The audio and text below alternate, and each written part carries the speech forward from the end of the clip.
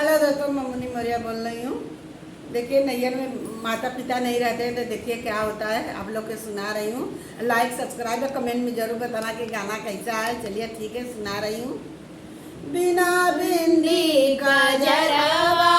ना सोए राम, बिना बिंदी का जरवा ना सोए राम, ना सोए राम,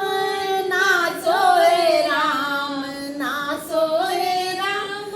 ना सोए राम, बिना बिंदी का जरवा ना सोए राम, बिना बिंदी का जरवा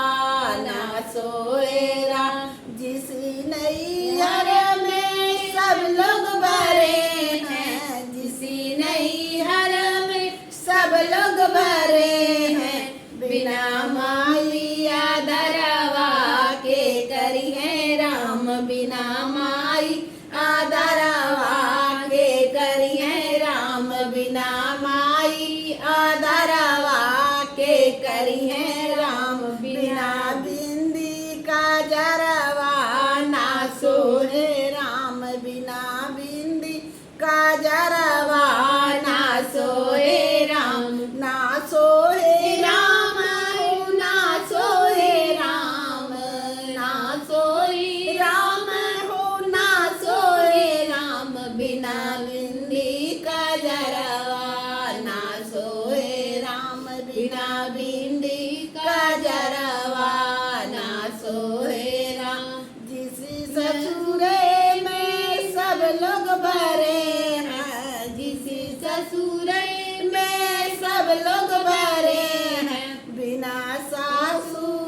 दो पन के डरी है राम, बिना सासु के पर्दा के डरी है राम, बिना सासु के पर्दा के डरी है राम,